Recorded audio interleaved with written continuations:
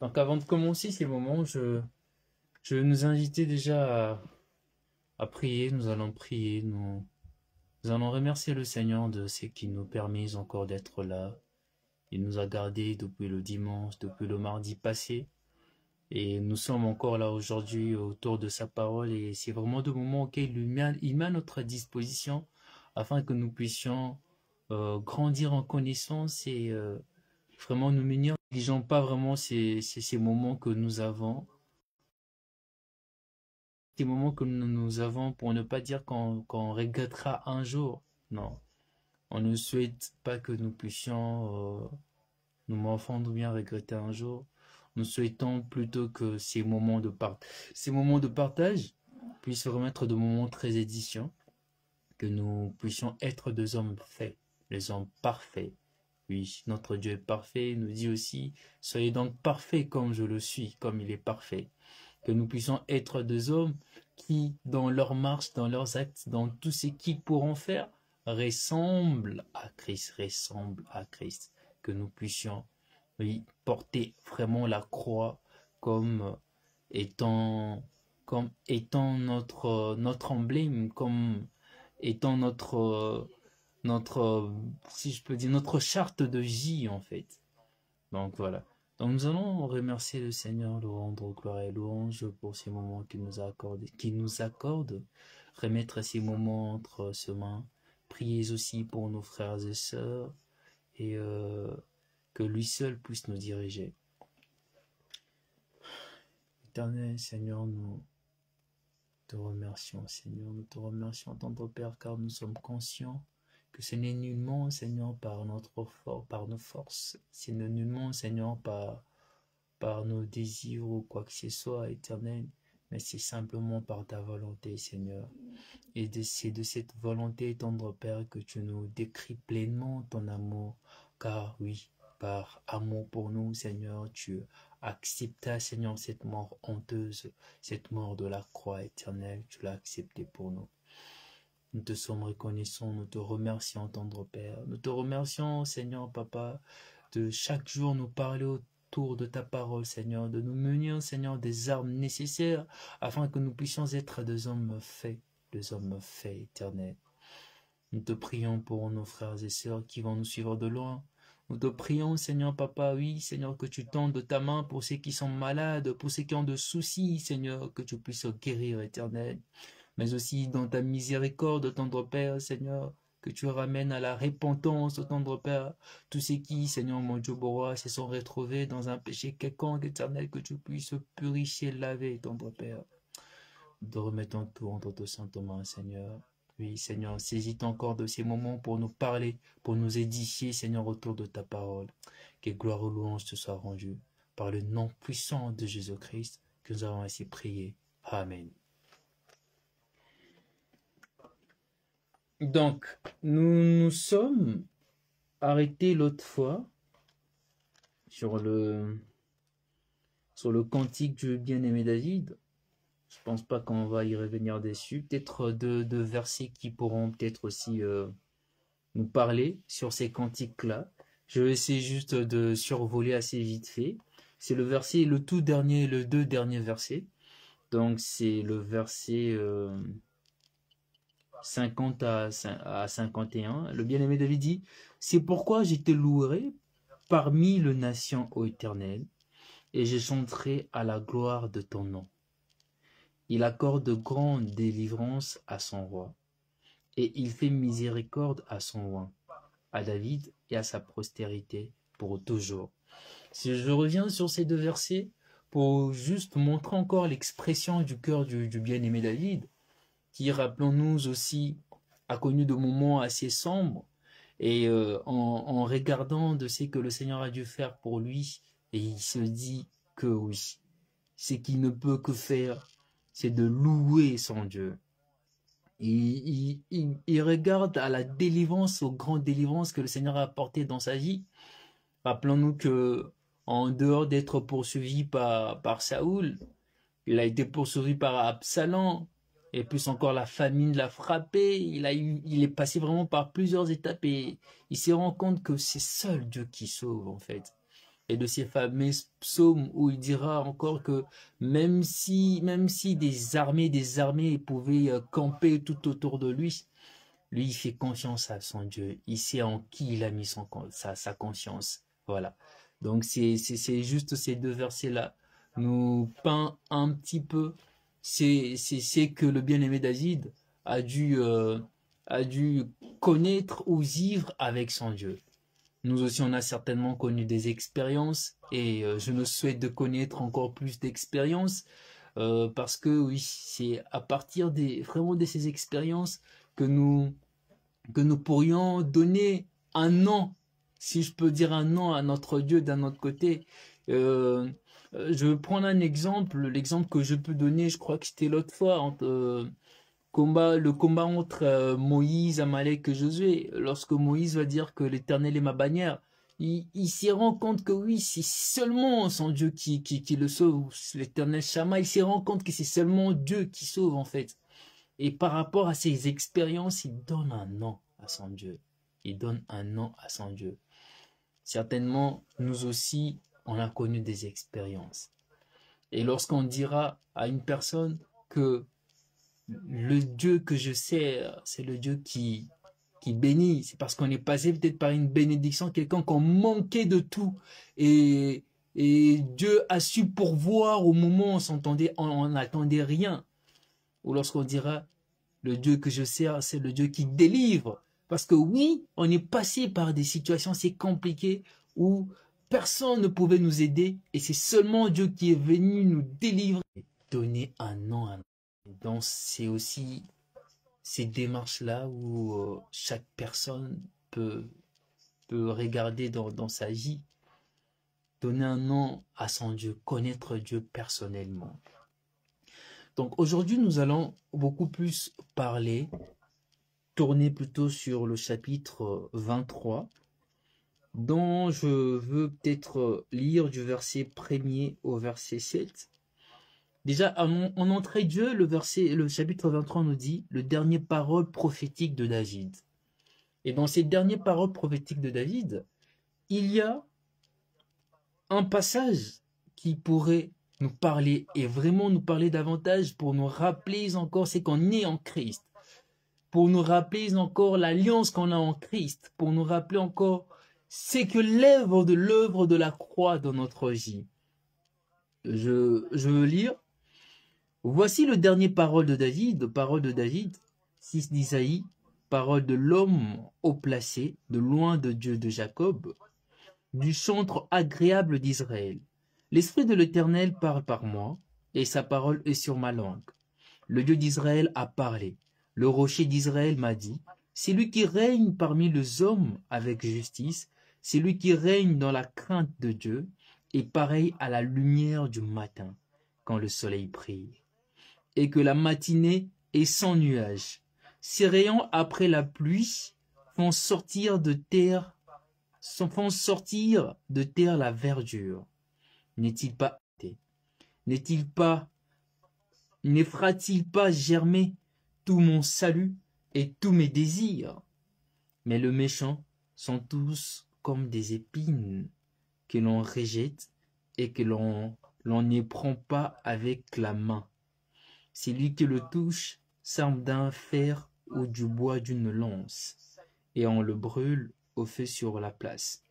Donc je disais donc, le verset qui pourrait vraiment d'un autre côté nous parler aujourd'hui, c'est là où le bien-aimé David, il regarde à sa conduite et il se dit que c'est lui qui règne c'est lui qui règne parmi les hommes avec justice, c'est lui qui a une marche juste, c'est lui qui règne dans la crainte de Dieu, c'est lui qui craint Dieu. Il dit, cet homme-là est pareil à la lumière du matin. C'est cet homme qui éclaire. Il est comme le Seigneur peut aussi nous le dire, il est comme cette lumière qu'on ne peut pas cacher, cette lumière qu'on met en vue de tous, qui éclaire partout. Mais il dit encore une autre parole, il dit que dans sa marche, il s'est trouvé juste Dieu l'a justifié. Il est juste avec Dieu.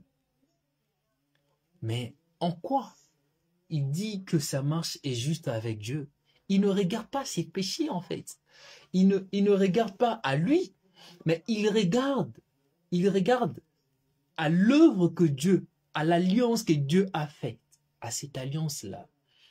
C'est le verset 5, il dit, « N'en est-il pas ainsi de ma maison devant Dieu, puisqu'il a fait avec moi une alliance éternelle, en tout point bien réglée, offrant pleine sécurité. » Il ne regarde pas à ses péchés passés. Il ne regarde pas à l'homme qu'il était, au fait qu'il a peut-être conduit le peuple dans des erreurs. Il ne regarde pas en ça. Il regarde à l'alliance que Dieu a fait avec lui. Il regarde à l'œuvre de la croix. Nous aussi sommes pareils. Oui, cette alliance que le bien-aimé David évoque, c'est cette alliance que nous avons en Christ. Cette alliance qui est en tout point bien réglée. En tout point bien réglée. Il dit en tout point bien réglé, offrant pleine sécurité. Offrant pleine sécurité. En Christ, nous avons au-delà de la vie éternelle que nous avons sur notre marche sur terre, nous avons la paix, nous avons la joie. Et le diable ne peut pas nous toucher. Rappelons-nous de ce que le bien-aimé Pierre nous dit. Il dira, je vais essayer peut-être de paraphraser, où il nous demande de fuir le mal d'un autre côté. Je vais peut-être chercher le verset bien après. Il demande de fuir la tentation. Dans le sens où c'est nous qui décidons. Dans le sens où c'est nous qui décidons. Aujourd'hui, si nous tombons, c'est parce qu'on a voulu tomber. Mais étant en Christ, nous sommes sécurisés, nous sommes cachés en Christ. Le diable ne peut pas venir en fait ravir ce qui est entre les mains de Dieu. Oui, rappelons-nous aussi de ce que le pasteur a dû prêcher le dimanche, où il dira qu'il est assez triste de voir nos sœurs, nos frères faire, je sais pas, faire des lavages, partir chez un soi-disant pasteur pour leur laver le corps, parce que soi-disant ils ont des masques de vieillesse, on doit laver leur visage, ou encore pire, donner de l'argent pour débloquer une situation que le diable a retenu leur silence. Il doit aller débloquer cette silence-là en donnant. Non, bien-aimé, non. Nous avons en Christ une alliance bien, en tout point bien réglée, offrant pleine sécurité. Offrant pleine sécurité. Alors, comptons vraiment sur le Seigneur. Comptons sur le Seigneur et non pas sur les hommes. David ne pouvait pas compter sur les hommes. Il a appris cela et lorsqu'il sort ses paroles, il regarde à ce que Dieu a fait dans sa vie. Il regarde à tout ce que Dieu a fait dans sa vie. Il était délaissé, mais c'est Dieu qui l'a protégé. La rébellion est venue, on l'a chassé, il est parti de Jérusalem. C'est Dieu qui l'a protégé malgré cela. Saoul chercha à le tuer, c'est Dieu qui l'a protégé. En toute chose, c'est Dieu qui était là pour lui. Oui, bien-aimé. Je nous souhaite, nous aussi, à regarder vraiment, à plonger vraiment nos regards sur l'œuvre de la croix, à ne pas regarder sur les inquiétudes présentes, à ne pas regarder sur la situation présente, mais à regarder sur la croix. Le Seigneur nous dit qu'il a tout accompli. Lorsqu'il dit il a tout accompli, ça veut dire que tout ce qui contribue, tout ce dont nous avons besoin, c'est en lui. C'est en lui. C'est en lui. En tout cas, frères et sœurs, faisons confiance à notre Dieu. Remettons-nous à notre Dieu. Mais dans ces mêmes chapitres, on nous parlera aussi si je peux dire, de combattants ou bien des compagnons de David. On nous parlera aussi de compagnons de David. On nous parle de compagnons de David pour aussi nous montrer C'est que le bien-aimé Paul aussi pourrait dire dans Corinthiens que nous formons un seul corps dont le Christ est la tête. Et que la main ne peut pas vivre seule. La main ne peut pas vivre seule. Il doit y avoir peut-être il doit y avoir l'épaule. Il doit y avoir, il doit y avoir la bouche, les yeux. Donc nous formons tous un corps. Et ces corps synchronisés, ces corps qui marchent en harmonie, nous conduira toujours en victoire en victoire. Et dans cette même pensée-là, on nous parlera de compagnons de David, des bien-aimés, des chefs de guerre, des gens qui ont risqué leur vie pour David, qui ont risqué leur vie pour l'amour qu'ils avaient pour David. Oui, c'est ainsi aussi. Nous pourrions aussi peut-être voir dans la marche aussi du bien-aimé Paul, où on nous parlera du bien-aimé Timothée. On nous parlera aussi d'autres frères qui ont accepté de laisser tout ce qu'ils avaient pour suivre le Seigneur. Pour suivre le Seigneur. C'est pas en vain qu'on en parle, c'est pas en vain que la personne, que la parole nous parle de ces compagnons-là. Le premier nom qui est cité parmi ces compagnons de David, c'est le nom, c'est un nom assez compliqué, dur à prononcer si je veux le dire, c'est Josheb Bashébet. Qu'est-ce qui est dit de Josheb Bashébet? Nous allons plutôt lire pour voir.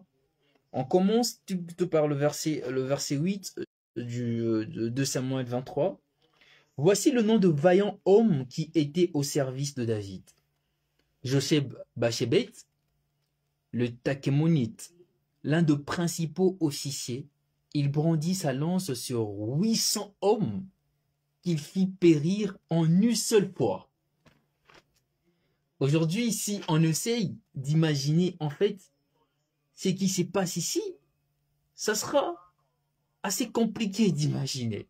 On nous parle d'un de chef de guerre, un compagnon de David, qui va tuer 800 hommes avec une seule lance. Avec une seule lance. Avec une seule lance. Mais au-delà de cela, c'est de beaucoup de choses. Le sens qui donne Josheb Bashébet, c'est tout simplement, c'est lui qui est assis à la place d'honneur. C'est lui qui est assis à la place d'honneur. Pourquoi Josheb Bashébet est assis à la place d'honneur? Parce que c'était un de vaillants guerriers de David. Oui, nous aussi, bien-aimés, ne sommes-nous pas aussi assis à la place d'honneur? Prenons nos Bibles juste pour mieux comprendre là où j'aimerais quand même nous parler.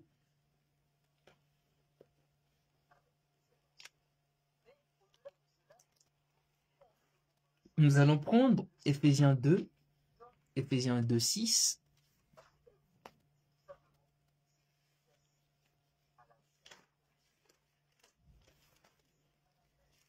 Éphésiens 2, le verset 6.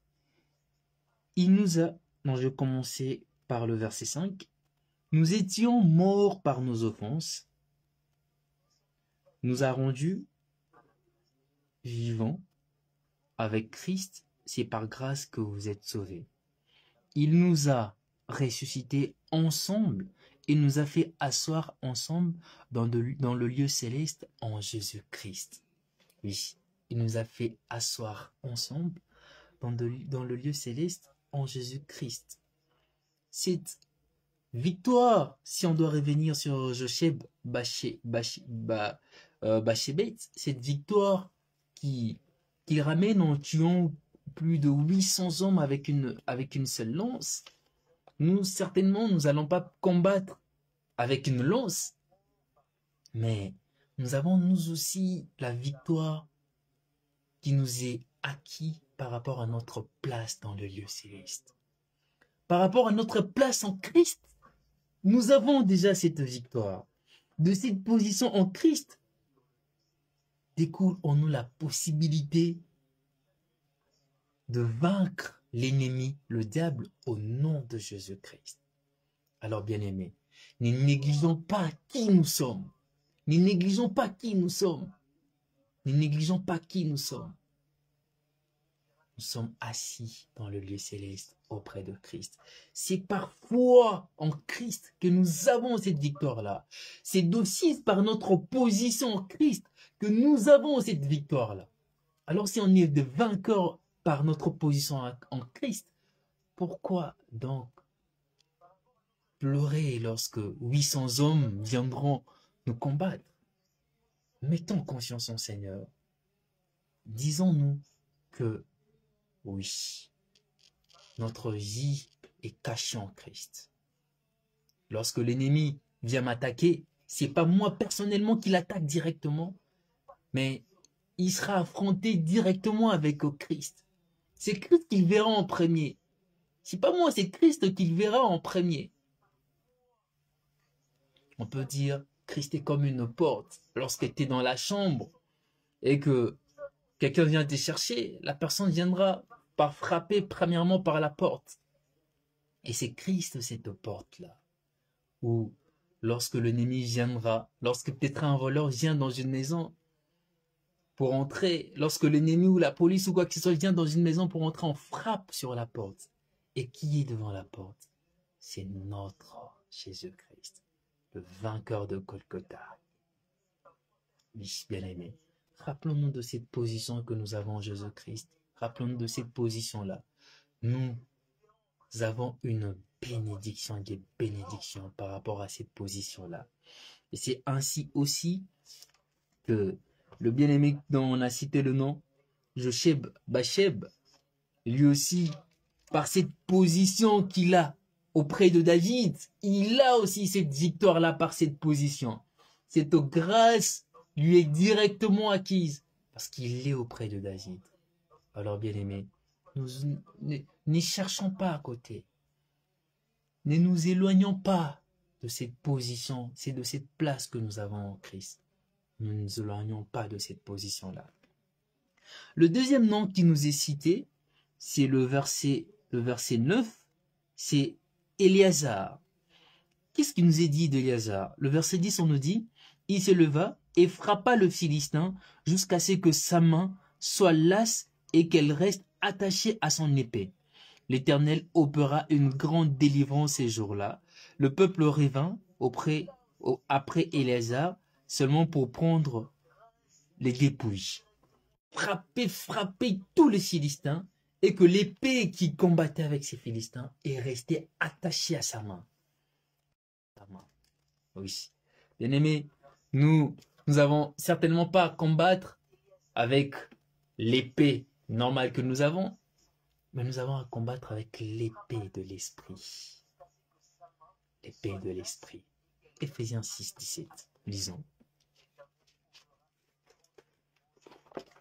Éphésiens 6, le verset 17.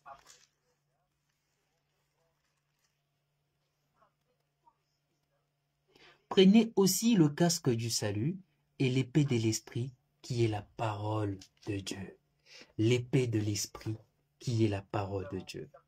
Bien-aimés, on doit tellement nous munir de cette épée de l'esprit que lorsque le Seigneur était ramené, lorsqu'il était tenté au désert par le diable, c'était par cette épée qu'il a vaincu le diable.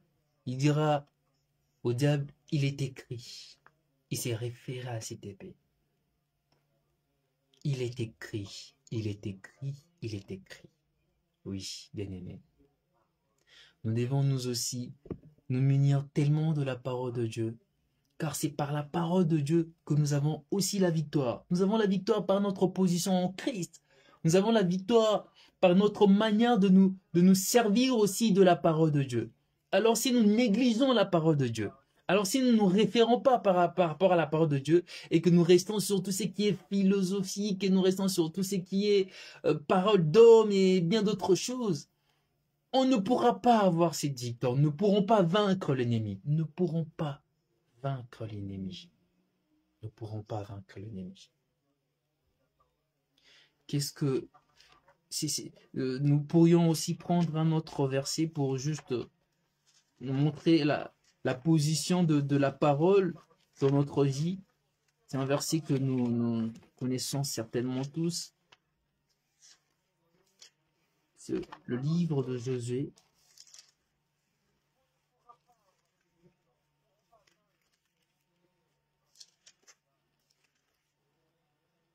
Josué 1:8. Que ces livres de la loi ne s'éloignent point de ta bouche. Médite-les jour et nuit pour agir fidèlement selon tout ce qui est écrit. Car c'est alors que tu auras du succès dans tes entreprises. On nous dit que ces livres de la loi ne s'éloignent point de ta bouche. Que cette parole ne s'éloigne point de ta bouche. Médite cette parole jour et nuit. Et c'est ainsi que tu auras du succès. C'est ainsi que tu réussiras. Et lorsque l'ennemi viendra pour te tenter, tu diras, il est écrit, comme le Seigneur a pu le dire. Il est écrit. Il est écrit.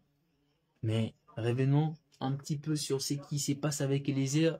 On nous dit qu'Élézer a tellement utilisé cette parole, il a tellement utilisé cette épée que cette épée est restée même attachée à sa main. Qu'est-ce que cela nous dit? Cela nous dit tout simplement qu'en laissant la parole de Dieu pénétrer pleinement dans notre vie, notre main, notre bouche, notre être ne tiendra pas seulement que la parole, mais aussi cette parole tiendra à notre vie. Nous n'aurons pas seulement qu'à tenir l'épée, mais l'épée restera attachée. Notre vie sera tenue aussi par cette parole. Notre vie sera conduite par cette parole. Alors ne négligeons pas la place de la parole de Dieu dans notre vie. Ne négligeons pas la place de la parole de Dieu dans notre vie. Oui, nous pourrions aussi peut-être parler du bien-aimé Pierre lorsqu'ils vont rencontrer au portique de Salomon, lorsqu'ils vont rencontrer cette personne qui est en potence. Ils vont dire à cette personne que nous n'avons rien à t'offrir, mais c'est que nous avons, nous te le donnons. Qu'est-ce qu'ils avaient pour donner à cet homme? N'est-ce pas la parole de Dieu? N'est-ce pas la parole de Dieu? Prenons encore nos Bibles, juste pour s'y voir. Nous allons peut-être prendre le livre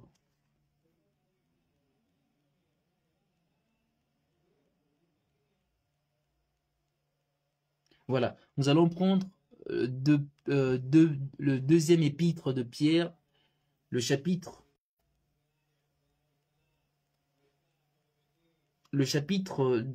dans 2 Pierre 1, du verset 3 au verset 4, que je veux lire. Sa divine puissance nous a donné tout ce qui contribue à la vie et à la piété, au moyen de la connaissance de celui qui nous a appelés par sa propre gloire et par sa vertu. Celle-ci nous assure de sa part le plus grand et plus précieuse promesse. On nous dit au moyen de la connaissance de celui qui nous a appelés. Alors, comment est-ce que nous pourrions nous acquérir de cette connaissance si nous ne lisons pas, si nous ne nous accordons pas du temps à méditer cette parole? Si nous ne méditons pas, nous ne pourrions pas avoir cette connaissance-là. Nous ne pourrions pas avoir cette connaissance-là. C'est au moyen de cette connaissance. Alors, bien-aimés, utilisons la parole de Dieu à bonne mission. Utilisons la parole de Dieu à bonne mission. On nous parlera aussi d'une autre personne. On nous parlera de Shamma. Parmi les compagnons du bien-aimé David, on nous parlera de Shamma. Qu'est-ce qui est dit? Après lui, Shamma, fils d'Aguedarar, le Philistin, s'était rassemblé à Léchi. Il y avait là une parcelle de terre remplie de lentilles, et le peuple fuyait devant le Philistin. Shamma se plaça au milieu du champ, le protégea et battit le Philistin. Et l'Éternel opéra une grande délivrance. Ici, on nous parle de Shamma, on nous parle d'une personne qui, lorsque le Philistin viendront pour attaquer, Shamma, lui, va rester combattre le Philistin en protégeant une petite parcelle de champs de lentilles. Mais pourquoi protéger ces champs de lentilles? Ça avait certainement pas de valeur vu que beaucoup de gens ont fui. Mais lui, il est resté. Il est resté protéger ces champs de lentilles. Bien aimé. Cela, c'est pour nous dire quoi?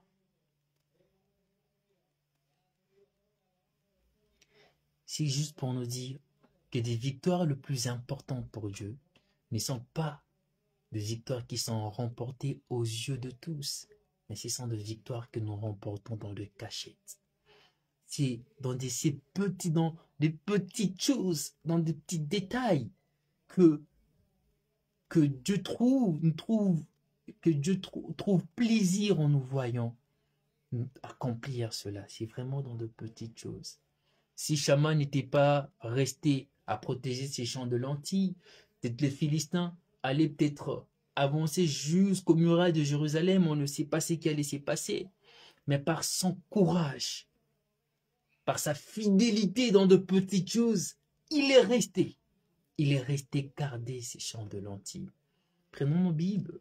Luc 16, 17. Luc 16, 10.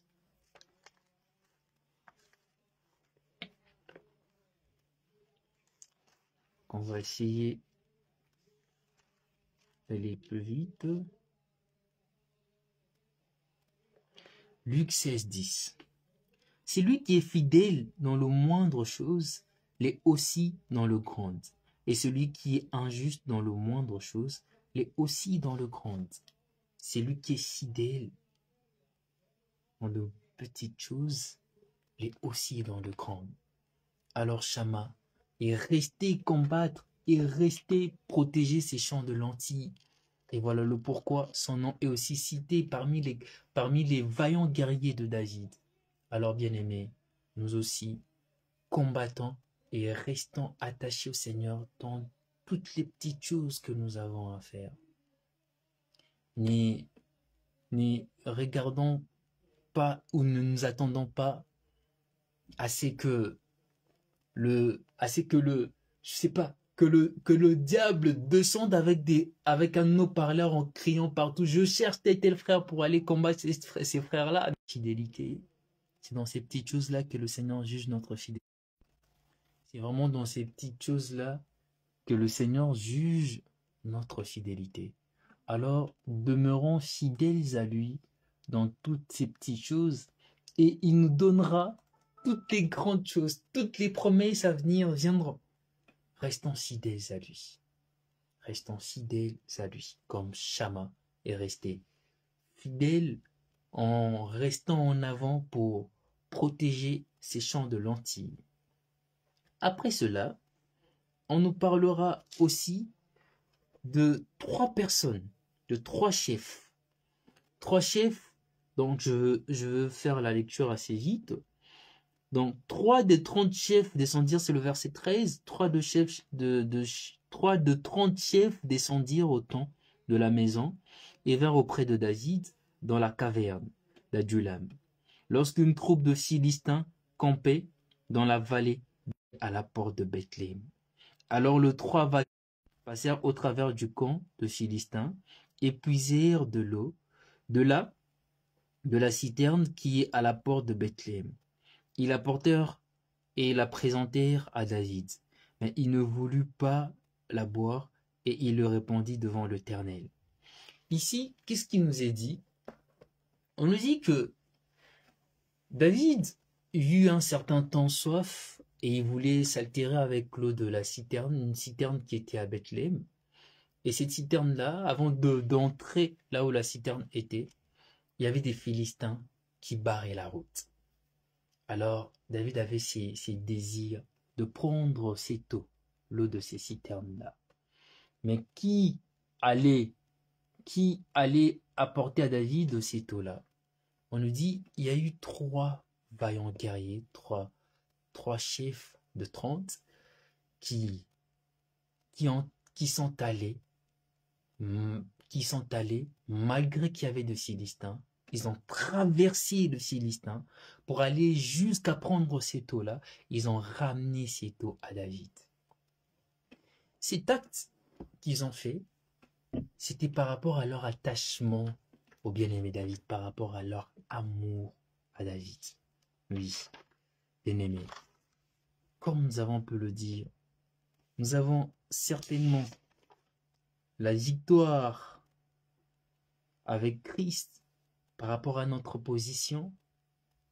Nous avons la victoire avec Christ par rapport à notre maniement de l'épée de l'esprit qui est la parole.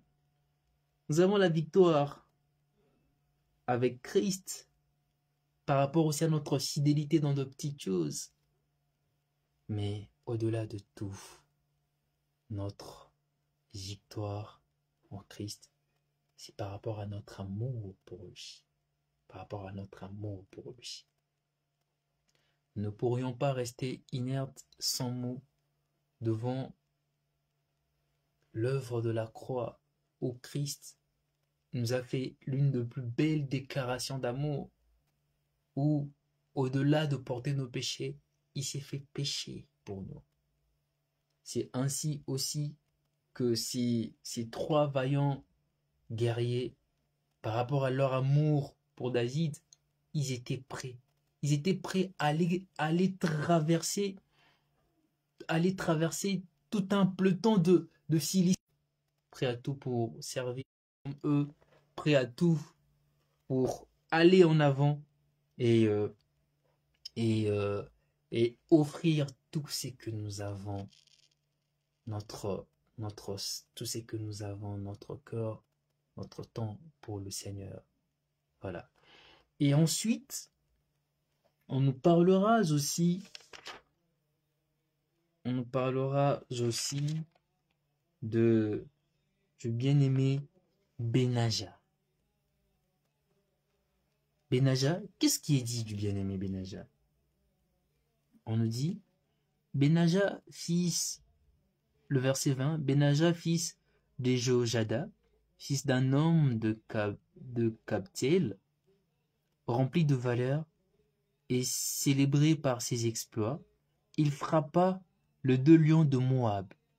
Il descendit au milieu d'une citerne où il frappa un lion un jour de neige. On nous dit que Benaja, lui, ce qui nous est expliqué par rapport à Benaja, c'est qu'il y avait un jour de neige où le temps n'était pas favorable et lui, il n'a pas tenu compte de cela. Il a regardé au lion qui menaçait. Au lion qui menaçait, il est sorti pendant un jour de neige. Il est parti combattre ces lions, frapper ces lions. S'il laissait le lion en vie, qui peut-être allait sortir? Personne. Le lion allait peut-être dévorer les autres, le peuple. Le lion allait tuer, le lion allait faire autant de massacres. Mais lui, un de vaillants guerriers de David, il est sorti. Il n'a pas regardé au temps qui était assez compliqué. Il est sorti pendant un jour de neige pour aller frapper ces lions. Nous aussi, bien aimés, qu'est-ce que la Bible nous dit? Le diable est comme un lion qui cherche, qui rôde, qui cherche qui dévorer. Et le bien-aimé Pierre nous demande de rester vigilant face à cet ennemi-là. De rester vigilant face à cet ennemi-là. Prenons juste nos Bibles. Nous allons aussi lire cela. Nous allons prendre 1 Pierre 5, du verset 8 au verset 9.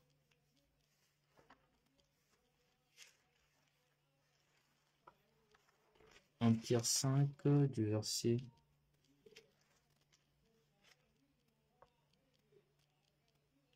Voilà. Soyez sobres, veillance sont imposées à vos frères. Résistez avec une foi ferme. Résistez au diable avec une foi ferme. Il est là comme un lion. Il cherche qui dévorer. Il cherche quelle âme prendre. Mais nous n'allons pas rester le bras croisé. Nous allons résister au diable. Nous allons résister au diable.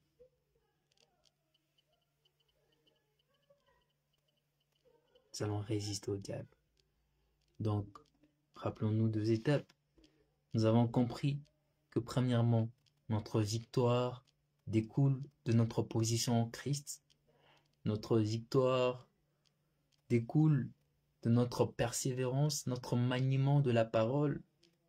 Notre victoire découle de la fidélité dans de petites choses. Notre victoire découle de l'amour que nous avons pour le Seigneur.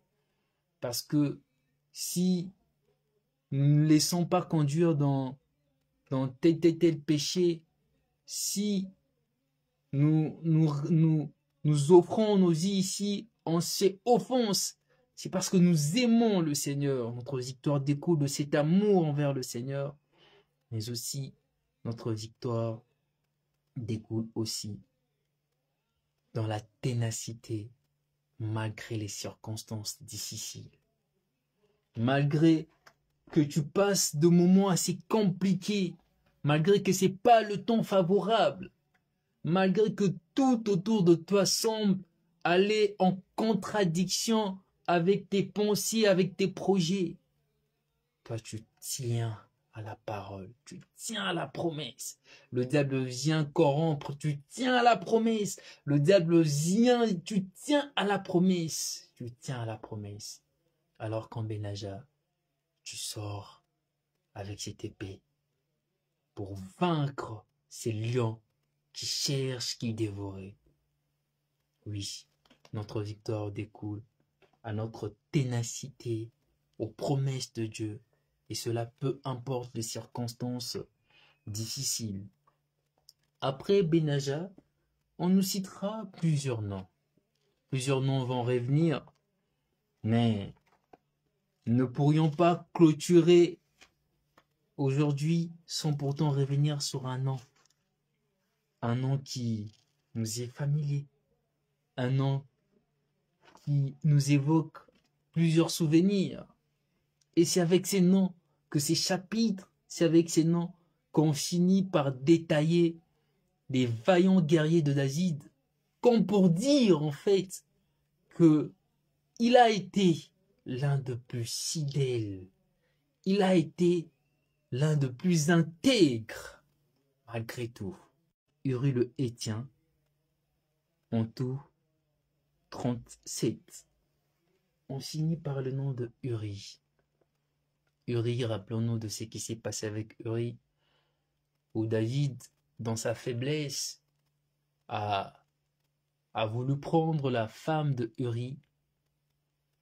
En prenant la femme, a plutôt pris la femme de Uri. En prenant la femme de Uri, il cherchait de voies et moyens pour camoufler. Et parmi tout ce qu'il cherchait à faire, il a commencé déjà par le fait à ramener Uri à la capitale, pourtant il était aux batailles. Il a commencé à chercher à rendre sous Uri pour que Uri aille voir sa femme. Il a cherché de voies et moyens. Mais les paroles de Uri étaient de paroles tellement édifiantes. Uri a sorti une de paroles où il dira à David, comment est-ce que lui ira envers sa femme, sachant que l'armée est en guerre, sachant que les autres sont en train de combattre là-bas. Son intégrité, l'intégrité de Uri, oui, lui a donné cette place. L'intégrité de Uri lui a donné cette place. Oui, bien-aimés, restons fidèles, intègres à notre Dieu. Restons fidèles, intègres à notre Dieu. Même si nous serons accusés faussement, demeurons intègres à notre Dieu. Demeurons intègres à notre Dieu. Même s'il y aura des accusations qui viendront, nous demeurons intègres. Demeurons intègres. Donc pour finir, nous allons peut-être juste faire un petit résumé de la victoire que nous avons. Nous avons premièrement dit, nous avons la victoire par rapport à notre position en Christ. Nous avons la victoire par rapport à notre maniement de la parole, notre persévérance dans la parole. Nous avons la victoire par rapport à notre fidélité dans de petites choses. Nous avons la victoire, oui, par rapport à notre amour que nous portons pour le Seigneur.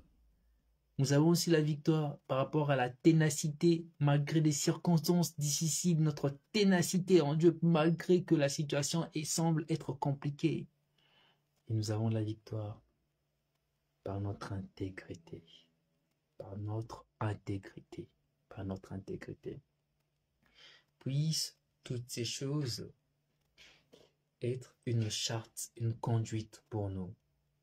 Puissent vraiment toutes ces choses et puissent nous aussi, que nous puissions être cités sur le livre de vie, que nous puissions courir derrière la couronne, comme le bien-aimé Paul, qui pourrait encore dire, il regarde tout comme de la boue. Lui, l'objectif était la couronne. L'objectif était la couronne de vie. Oui, bien-aimé, puissions-nous aussi regarder à ces vaillants guerriers de David, mais au-delà de cela, faire aussi partie de vaillants guerriers de Jésus-Christ. De vaillants guerriers de Jésus-Christ. Lorsque le Seigneur regardera notre vie et que toutes ces choses-là seront en nous, oui, oh, quel plaisir! Oh, oh, que de parfums de bonne odeur pourront remonter. Que de parfums de bonne odeur pourront remonter. Oui, bien-aimés, ne regardons pas la situation que nous vivons. Regardons notre position en Christ. Ne regardons pas aux paroles que le diable pourrait venir nous présenter, la tromperie, mais tenons ferme à la parole de Dieu. Tenons ferme à la parole de Dieu. Soyons fidèles dans de petites choses, car c'est dans de petites choses que le Seigneur juge notre fidélité. Oui, soyons de vainqueurs dans le secret.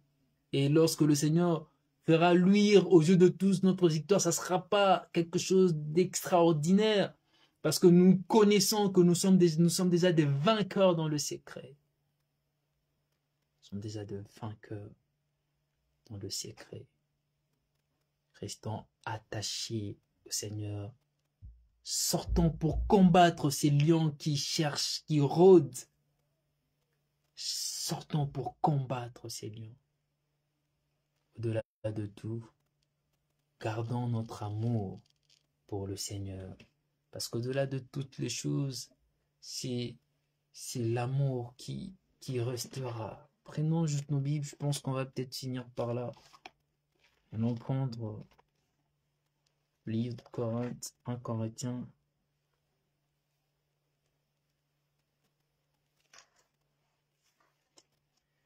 Je crois que c'est 1 Corinthiens. Plutôt 2 Corinthiens, si je ne me trompe pas.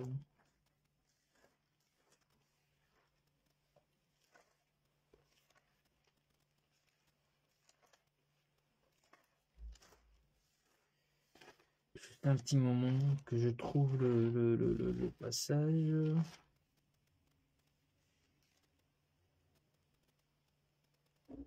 Voilà. Donc c'est plutôt 1 Corinthiens 13 où le bien-aimé nous dit. Bon, je vais plutôt prendre le verset.